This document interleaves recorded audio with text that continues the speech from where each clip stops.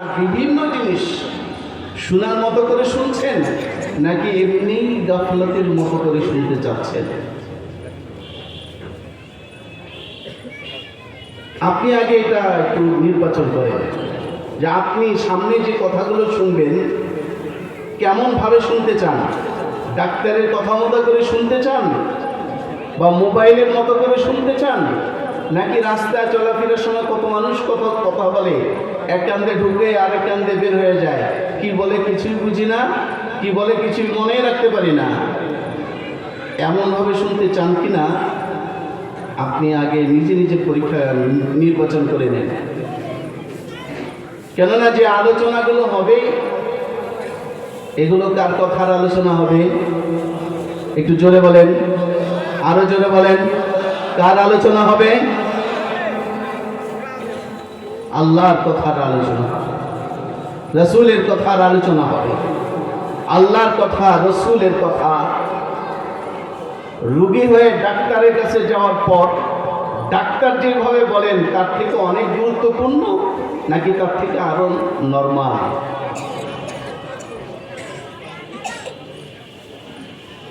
অতএব যার কাছে আল্লাহর কথা যেমন হবে সে তেমন ভাবেই আল্লাহর কথাটা শুনবে, আর তার শোনার অবস্থার উপরেই আল্লাহ তাকে হেদায়েত দিবেন। এজন্য আল্লাহ তাআলা কোরআনের মধ্যে কোরআনের আলোচনা, হাদিসের আলোচনা শোনার পূর্বেই আল্লাহ তাআলা সতর্ক করে দিয়েছেন, আদর করে মায়া করে আল্লাহ সতর্ক করে দিয়েছেন যে আমার কোরআন শুনবা, কিভাবে শুনতে হবে আমি তোমাকে বলে দিচ্ছি। আমার রসুলের হাদিসের আলোচনা শুনবা, কিভাবে শুনবা আমি বলে দিচ্ছি। যেভাবে বলবো সেভাবে শুনিও, তাহলে তোমার লাভ হবে। তাই আল্লাহ তাআলা কোরআনের মধ্যেই বলে দিয়েছেন, ولا تكونوا كالذين قالوا سمعنا وهم لا يسمعون। আল্লাহ বলেন ولا تكونوا كالذين قالوا سمعنا وهم لا يسمعون। এক শ্রেণীর মানুষ আছে যাদের শোনার অবস্থান বলে এমন যে এক কান দিয়ে ঢুকে আরেক কান দিয়ে বের হয়ে যায়। কি শুনেছে এটা কোনো অস্তিত্ব নেই। আছে কিনা এক শ্রেণীর মানুষ? হ্যাঁ, কি বলেন, এক শ্রেণীর মানুষ আছে কিনা? রাসূলের জমানায় আবু বকর কোরআন শুনেছিলেন কিনা? কি বলেন, শুনেছিলেন কিনা? ওসমান, আলী, ওমর কোরআন শুনেছিলেন কিনা? শোনার পরে তারা সাহাবা হয়েছেন। আবার আবু জাহেল কোরআন শুনেছে, আবু লাহাব, উতবা, সাইবা তারাও কোরআন শুনেছে। পিছনে দাঁড়িয়ে দাঁড়িয়ে রাসূলের মুখে তারা কোরআন শুনেছে, নিজ কানে শুনেছে। কিন্তু আবু জাহেল কি ঈমান এনেছে? কি বলেন, ঈমান এনেছে? হ্যাঁ, আবু লাহাব, উতবা, সাইবা এরা ঈমান এনেছে। কোরআন শোনার পরেও ঈমান আনতে পারে নাই কেন? আবু বকর, ওসমান কোরআন শোনার পরেও ঈমান নিয়ে আসতে পারলেন কেন? পার্থক্য কি? আবু বকরও শুনেছেন, ওসমান, আলী, ওমরও শুনেছেন।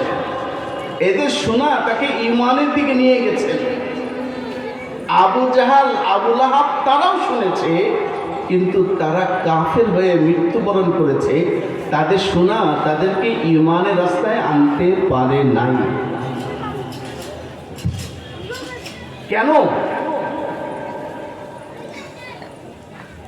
আল্লাহ তাআলা এটা কারণ বলে দিয়েছেন। কি বলেছেন? তারা তো এমন ভাবেই শুনেছে যে শোনাটা না শোনার মতো, যে শোনাটা না শোনার মতো। শোনা না শোনা সমান, যেটাকে বলা হয় এক কান দিয়ে শুনেছি আরেক কান দিয়ে বের করে দিয়েছি। আর আবু বকরের ঈমান নসিব হয়েছে কেন? যেমন তেমন ভাবে শুনে নাই, তিনি শুনেছেন মন দিয়ে, চোখের দৃষ্টি শক্তি দিয়ে শুনেছেন, কান দিয়ে শুনেছেন, ঈমান আনার নিয়তে শুনেছেন। তাই আবু বকরের শোনা তাকে জান্নাতে পৌঁছিয়ে দিয়েছে, আর আবুল আহাবের শোনা তাকে জাহান্নামে পৌঁছিয়ে দিয়েছে। এই জন্য শোনার ব্যস্ত। তাই আল্লাহ বলেছেন, ওয়ালা তাকুনু কাল্লাযীনা ক্বালু সামি'না ওয়া হুম লা ইয়াসমাউন। খবরদার, তোমরা এমন ভাবে শুনিও না, ওই মানুষের মতো শুনিও না যারা না শুনেও বলে যে শুনতেছি শুনতেছি, বলে শুনতেছি বলে, আসলেই কিন্তু সে শুনছে। প্রবলেমটা এই জায়গায়, উম্মতের উলামায়ে কিরাম যখন কোরআন বুঝান, হাদিস বুঝান, নিজের পকেটের কথা বলেন না, নিজের বানানো শব্দও বলেন না, কোরআন বুঝান, হাদিস বুঝান। এই কোরআন আর হাদিস বুঝানোর পরেও বেদাতি তার বেদাতকে ছাড়তে পারে না কেন? মাজার পূজারী তার মাজার পূজা ছাড়তে পারে না কেন? বিধর্মী তার ইসলাম ছাড়তে পারে না কেন? তার শোনাটা আবু বকরের মতো শোনা হয় না। ওই ব্যাগটা সেটে দিয়ে আছে, তার শোনাটা ওমরের মতো শোনা হয় না। এই জন্য শোনার পরেও তার এই শোনাটা তাকে ইসলামের দিকে আনতে পারে না। আমরাও যারা এখানে বসেছি, এই পর্যন্ত শুনেছি, আল্লাহ তৌফিক দিলে আরো অনেক পর্যন্ত শুনব। সকালে যদি জিজ্ঞেস করা হয় কি কি শুনছেন, আর যদি আপনি বলেন শুনছি তো ভাই অনেক কথা, এত কথা কি মনে রাখতে পারো না? মনে নেই কি শুনছি? এমনি খুব ভালো বয়ান করছে শুনছি। আপনার এই শোনাটা কি আবু বকরের শোনার মতো হলো? কি বলে?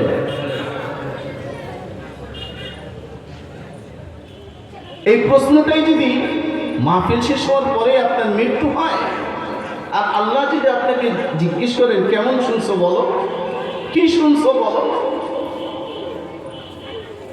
আপনি যদি বলেন শুনছি অনেক সুন্দর বয়ান করছে, কিন্তু কি বয়ান করছে এটা মনে নেই, একটা কথা মনে নেই, অনেক ভালো বয়ান করছে, আপনি তো আপনার বিচার করতে পারেন যে এটা চলবে না।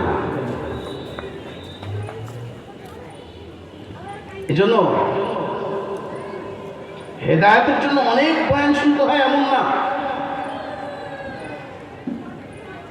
হেদায়েতের জন্য অল্প কথা শুনলেও চলে যদি শোনার মতো করে শুনে নেয়। আর শোনার মতো করে যদি না শুনে আজীবন শুনে, এরকম শোনার মধ্যে তেমন কোনো ফায়দা নেই, এরকম শোনার মধ্যে তেমন কোনো ফায়দা নেই। আমরা শোনার মতো করে শুনি, মন দিয়ে শুনি, অল্প কথা শুনি, আমাদের এমন উপকার হবে যে 90% মুসলমানের দেশে ইসলামের মতো বিধর্মী মানুষগুলো ইসলাম নিয়ে একটা শব্দ বলা সাহস পাবে না। আরে গরুর গোশত তো আমরা খাই, গরুর দুধ তো মুসলমানরা খায়, বিধর্মী গরু খায় না, গরুর দুধও খায় না, খায় তো গরুর মুখ।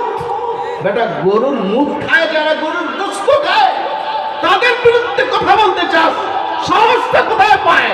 শুধু একমাত্র সাহস আমরা শোনার মতো করে শুনি না। যদি শোনার মতো করে শুনতাম, মুসলমানের মতো মুসলমান হতাম, তো এক মুসলমান, এক সূর্য যেমন সারা দুনিয়াতে আলো দেওয়ার জন্য যথেষ্ট, মুসলমানের শক্তি হাজারো সূর্য থেকে বেশি। কেননা সূর্য মুসলমানের খাদেম, মুসলমান সূর্যের খাদেম না। মুসলমানের মতো মুসলমান বলে এক মুসলমান সারা দুনিয়াকে কাঁপানোর জন্য যথেষ্ট। আমরা শুনি না। এই জন্য ভাইরা অল্প সময় আলোচনা হবে, যদি একটু মন দিয়ে শুনি ইনশাআল্লাহ আমাদের সবার উপকার হবে। আল্লাহ তাআলা আমাদের সবাইকে মন দিয়ে কথাগুলো শোনার তৌফিক দান করেন।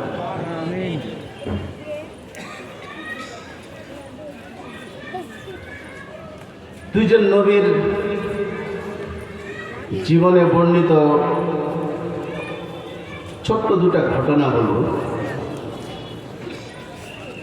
এই ঘটনা দিয়েই আলোচনা আলহামদুলিল্লাহ শেষ করে ফেলব ইনশাআল্লাহ।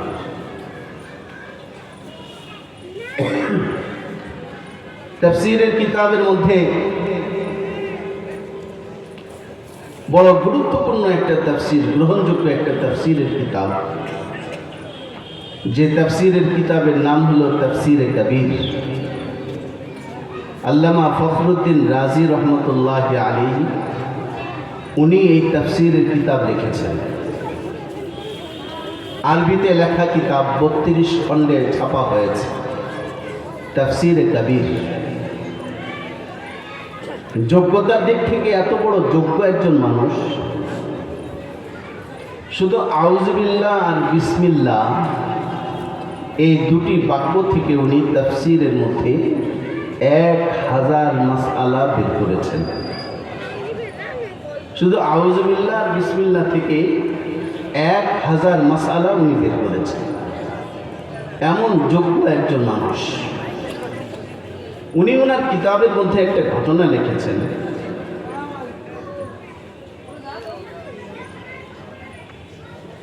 ওনার কিতাবের মধ্যে লেখেন, হযরত মুসা আলাইহিস সালাতু ওয়াস সালাম কোথাও যেতেছিলেন। প্রতিমধ্যে এক কবরের পাশে একটু দাঁড়ালেন। তো জানতে পারলেন, বুঝতে পারলেন এই কবরে যে বাসিন্দা আছে তার কবরে আযাব হচ্ছে। তার কবরে কি বলেন, কি হচ্ছে? ভাইরা একটু মন দিয়ে শুনেন, চুপচাপ মন দিয়ে শুনেন, লাভ হবে। মন দিয়ে না শুনলে মজা পাবেন না।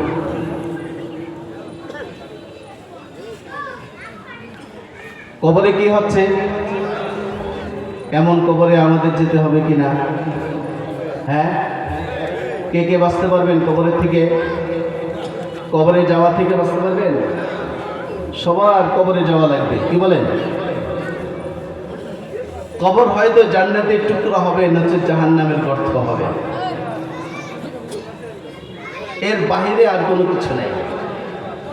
কেননা প্রত্যেকটা মানুষের পরকালীন ঠিকানা হয় জান্নাত নচে জাহান্নাম, এর বাহিরে আর কোনো কিছু নেই। এই জন্য আল্লামা আকবর ইলাহাবাদী মরহুম রহমতুল্লাহ আলাইহি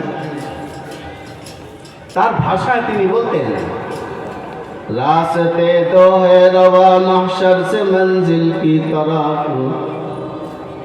रास्ते तो है रवा महशर से मंजिल की तरफ, एक जन्नत की तरफ है एक जहन्नम की तरफ, एक जन्नत की तरफ है एक जहन्नम की तरफ।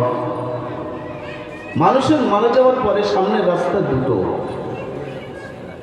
একটা হয়তো জান্নাত হবে, আরেকটা হবে জাহান্নাম। তো মুসা আলাইহিস সালাতু ওয়াস সালাম যে কবরের পাশে দিয়ে যেতেছিলেন, সে কবরের মধ্যে আযাব হতে দেখে নবী আল্লাহ তাআলার কাছে জানতে চাইলেন যে আল্লাহ, এই কবরবাসী কে, কেন তার কবরে আযাব হচ্ছে? হযরত রাসূল করিম সাল্লাল্লাহু আলাইহি ওয়াসাল্লামের জীবনেও এমনই এক ঘটনা ঘটেছে।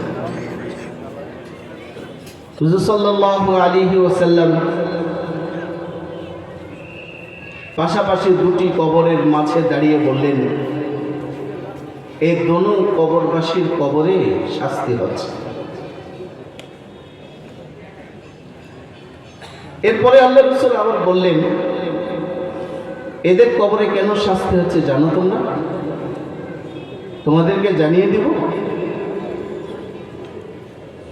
আল্লাহ রসুল কাদেরকে জিজ্ঞেস করেছিলেন এই প্রশ্নটা?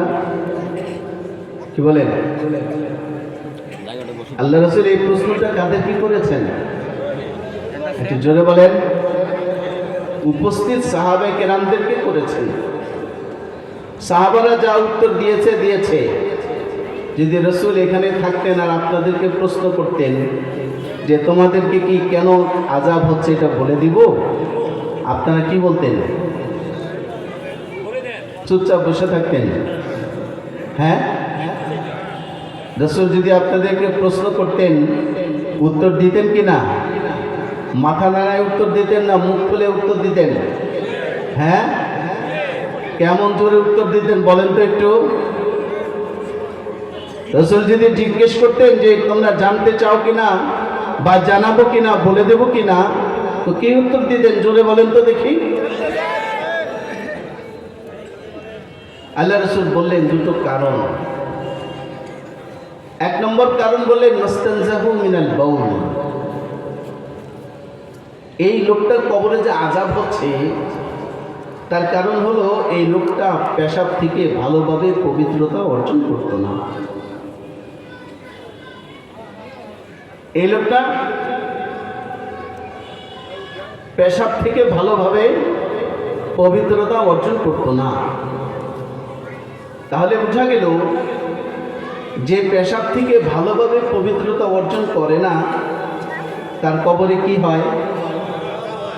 জোরে বলেন, কবরে কি হয়? আযাব।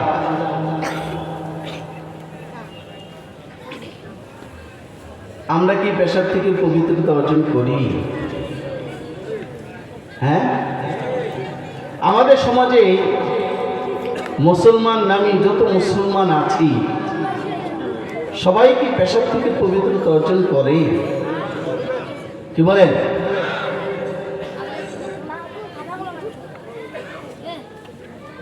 শিক্ষিত হয়েছি কিন্তু পেশাব থেকে পবিত্রতা অর্জন করতে পারি নাই।